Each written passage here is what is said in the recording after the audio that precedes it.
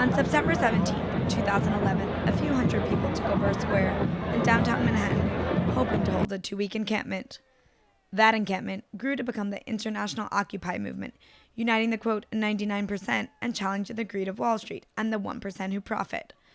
On Occupy's one-year anniversary, thousands took to the streets, leading marches throughout the financial district in New York City and retaking Zuccotti Square.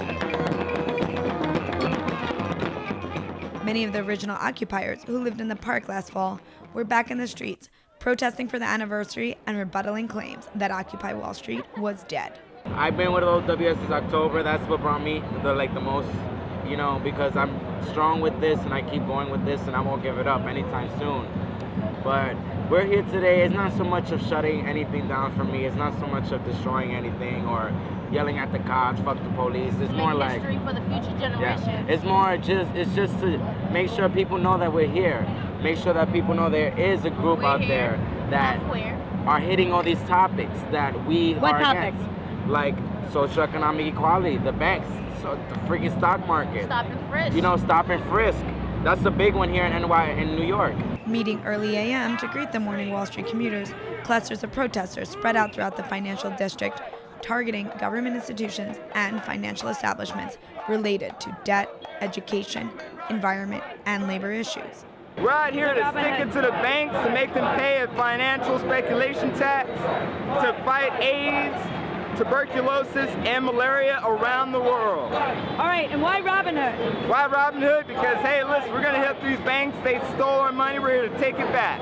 We're down here, as everyone is, because something is drastically wrong with this corporate American way of life, this consumerist way of life that is exploiting not only people in the United States, but is waging wars all over the world to continue this way of life, to make sure that we can live comfortably, and it's not working.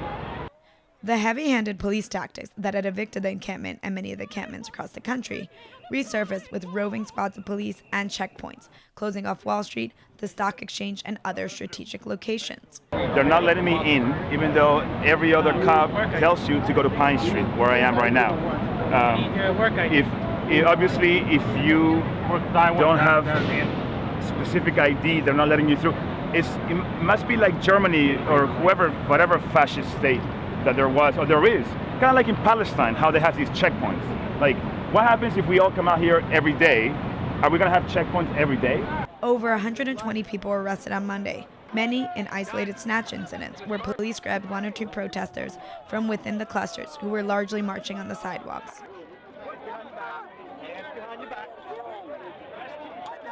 Everybody back up! What did I do? Midday, the clusters all met up in Zuccotti Square, hosting drum circles, people's think tanks, and street meetings. I want to make sure that everybody has a right to protest. And the more you make these rules and regulations about how to protest, you might actually be taking away the ability to protest.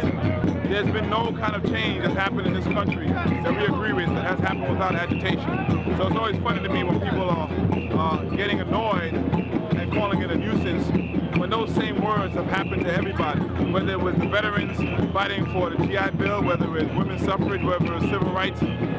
While reflecting on Occupy's first birthday, protesters said the movement was maturing and growing.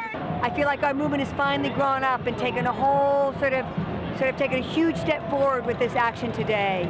Not only in building a structure for horizontal nonviolent direct action work or direct action work, we're using affinity groups and spokes councils, but also learning that we can be decentralized. We don't have to do everything the same, and we can engage lots of Wall Street in many different ways. So I'm really happy with what we've done today.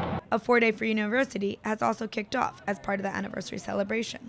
And the Free University started on May 1st. We had it on May Day, and it was sort of thought of as a way for professors to bring their classes. If they didn't want to cancel their classes on May Day for the general strike, they could bring their classes to Madison Square Park. And it was really successful. It just felt really good to be having classes for free outside in the park. And we're holding a whole week-long Free University starting tomorrow.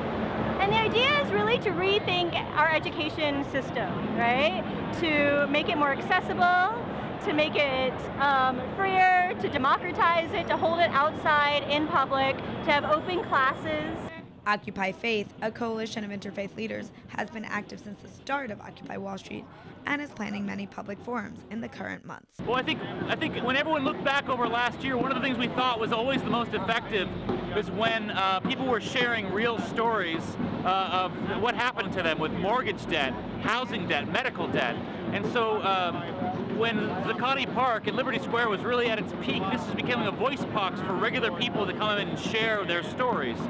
So in year 2, there's a launch of something called the Truth Commission, called the People's Investigation of Money, Debt, and Power. And the idea is to turn local faith communities, whether they're synagogues, mosques, churches, into little mini town squares where people can get up and share their stories, remove the private shame that tells you that all debt is personal, and start saying out loud that all debt is political. With September 17th, protesters effectively showed the world that the Occupy movement has not died. In the coming months, we'll see how Occupy Wall Street will evolve and its potential to be a lasting social movement. The Real News Network, Andalusia Knoll, New York City.